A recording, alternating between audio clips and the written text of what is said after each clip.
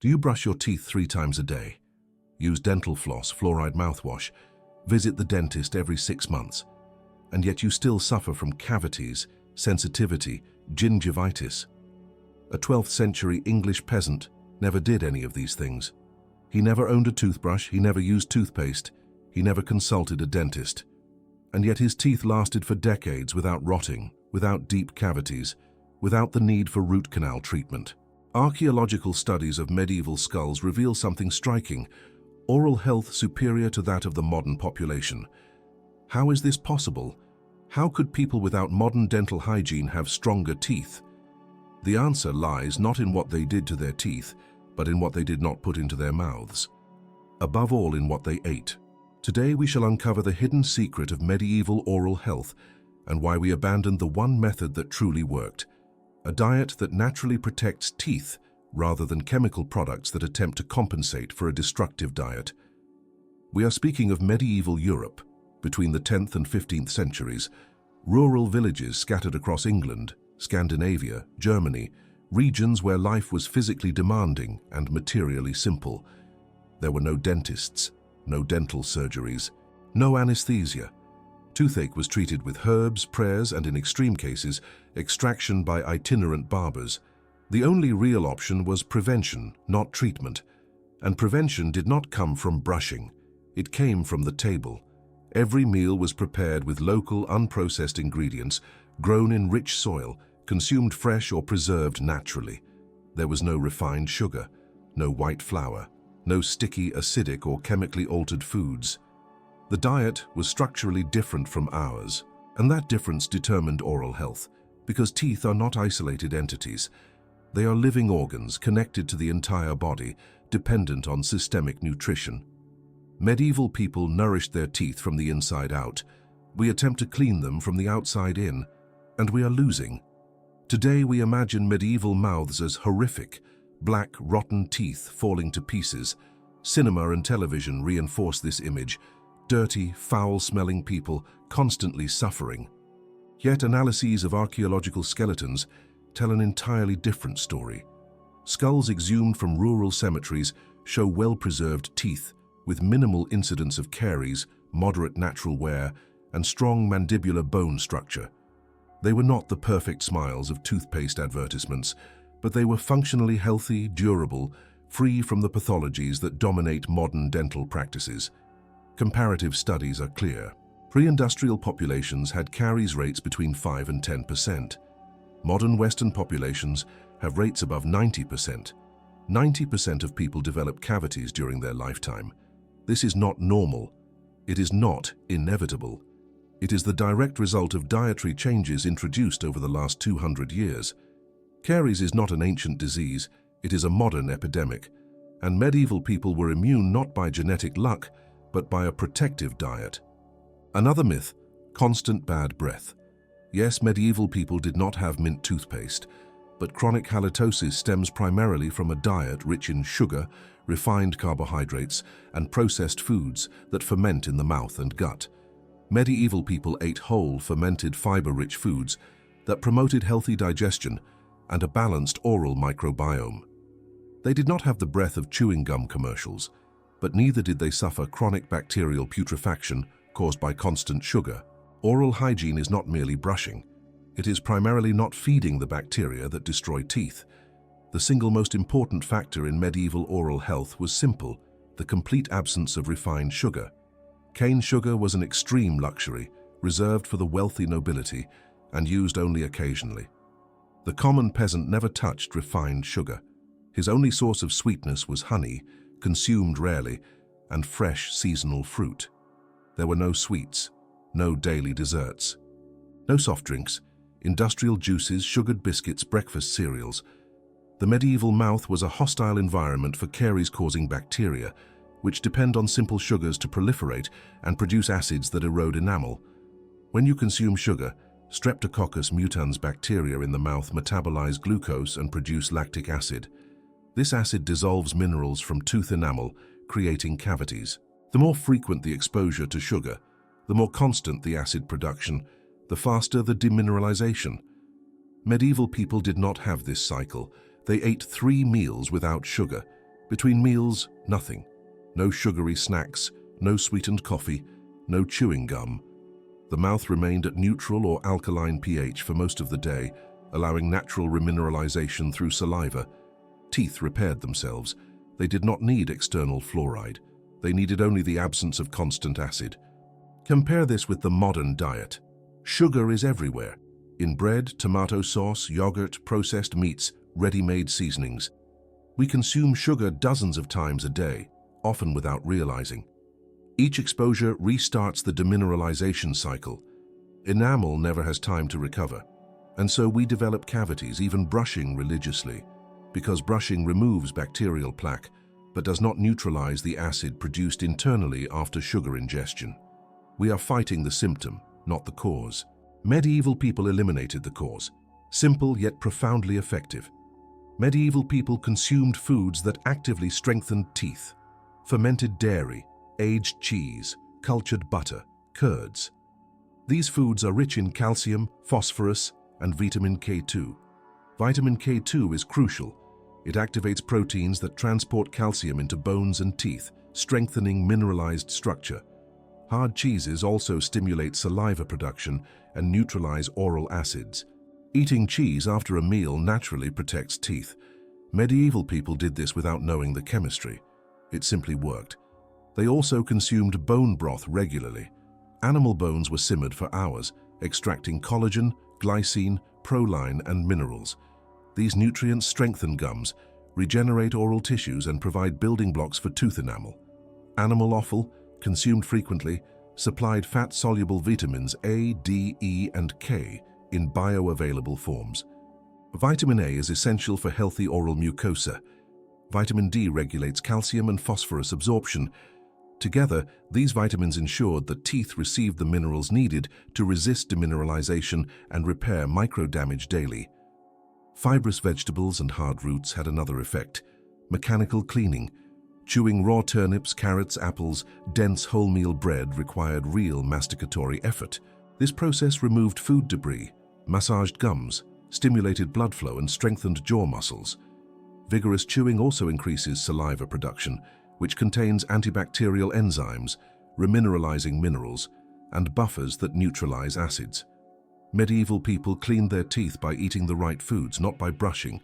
Teeth were self-cleaning when the diet was appropriate. Here arises an interesting paradox. Medieval people ate a great deal of bread made from whole grains. Grains contain phytic acid, compounds that can bind minerals and reduce their absorption. Modern nutritionists sometimes use this to argue against whole grains, but medieval people prepared grains in ways that neutralized phytic acid. Long fermentation with natural sourdough. Medieval bread fermented for 12 to 24 hours before baking. During fermentation, yeasts and lactobacilli break down phytates, releasing minerals. The result was wholemeal bread with bioavailable minerals, without anti-nutritional effects. Moreover, medieval bread was dense and chewy, requiring real jaw work. It was not the soft, fluffy industrial bread of today that sticks to the roof of the mouth and between teeth.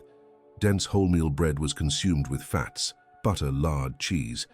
Fats enhance absorption of fat-soluble vitamins and slow digestion, preventing glycemic spikes.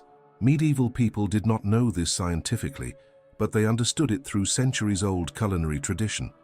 Each generation passed on the knowledge how to prepare grains for maximum digestibility and nutrition. We have lost this knowledge. We have replaced it with industrial bread that is technically food, but functionally harmful. Contrary to myth, medieval people did not suffer chronic scurvy. Scurvy was a disease of sailors on long voyages without fresh food. Land populations had seasonal access to vitamin C. Spring and summer brought green vegetables, wild herbs, red berries. Autumn offered apples, pears, fresh roots. Winter provided fermented cabbage, sauerkraut, which preserves vitamin C, and vegetables stored in cool cellars. Onions, garlic, leeks retain vitamin C for months. Regular consumption, even in small amounts, prevented deficiency.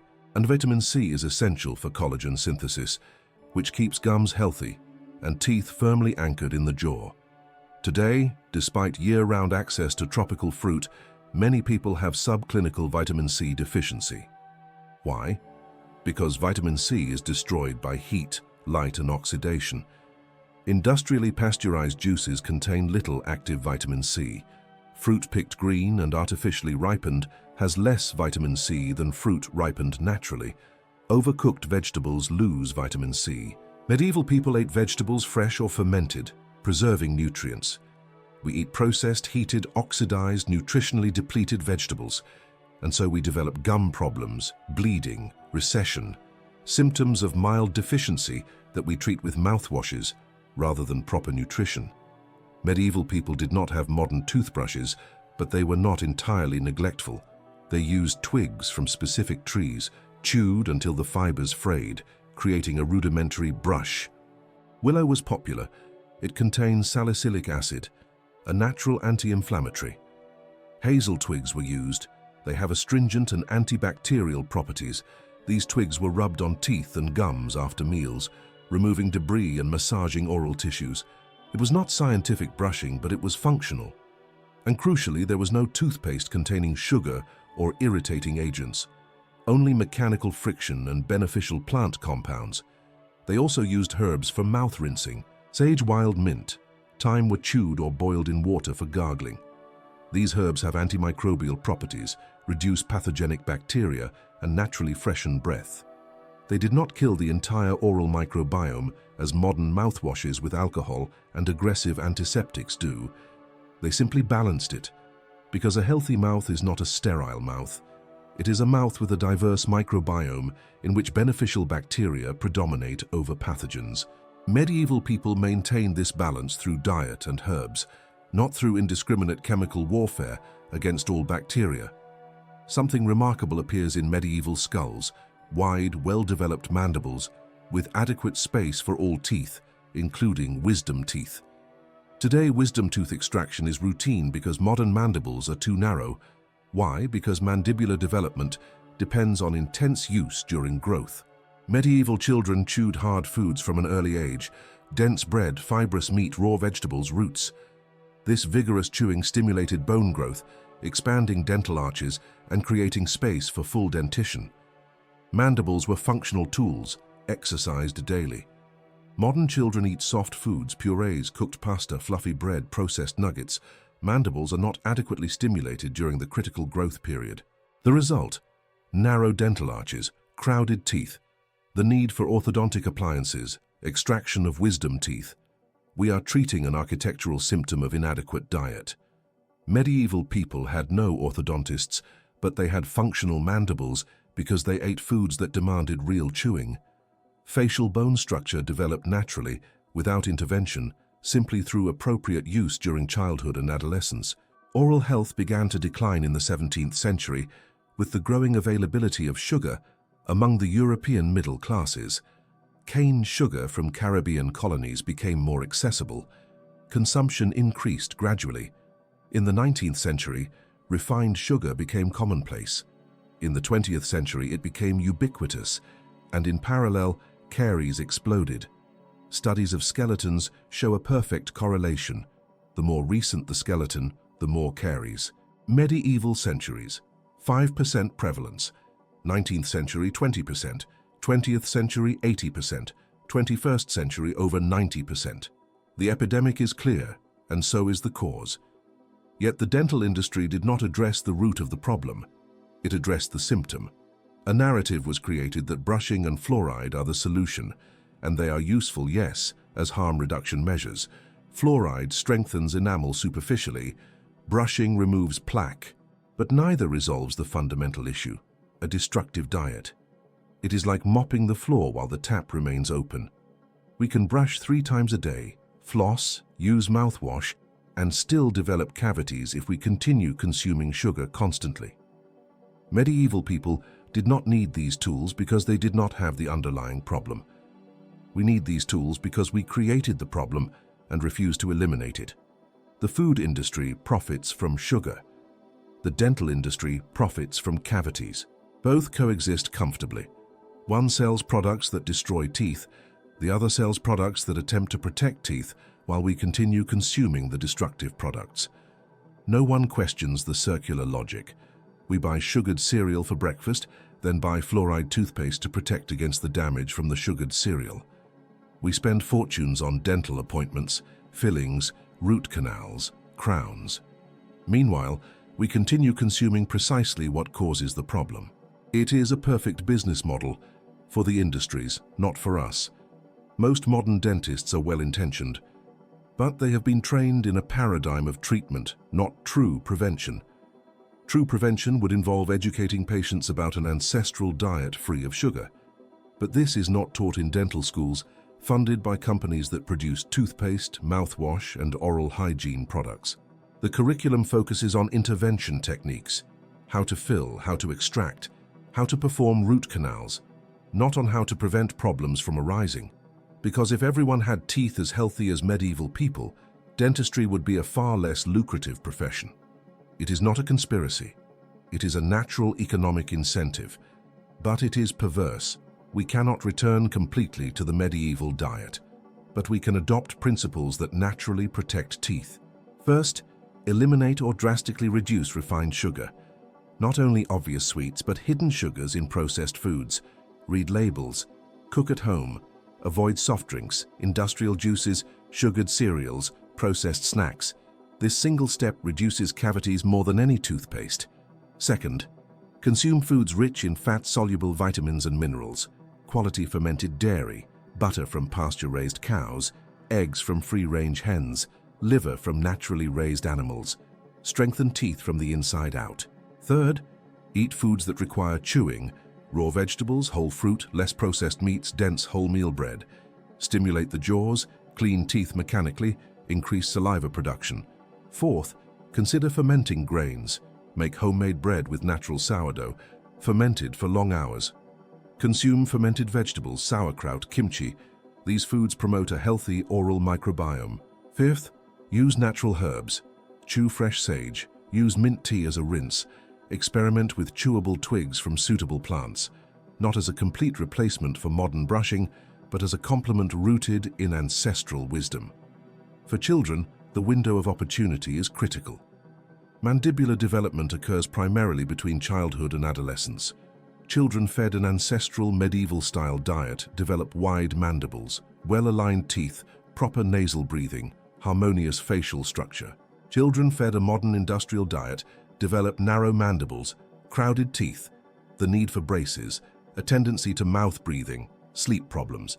This is not primarily genetic. It is epigenetic, gene expression influenced by nutritional and functional environment. Parents have the power to change this, not through corrective orthodontics, but through preventive nutrition from the first year of life. Prolonged breastfeeding strengthens mandibles. Early introduction of appropriate solid foods stimulates chewing. Avoiding ultra-processed soft foods protects facial bone development. Teach children to chew thoroughly, not swallow quickly. Offer raw carrots, whole apples, meats that require masticatory effort.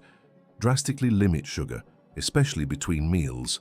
These simple practices, followed consistently, can produce children with medieval oral health in the 21st century, without cavities at 5 years old, without the need for orthodontic appliances at 12.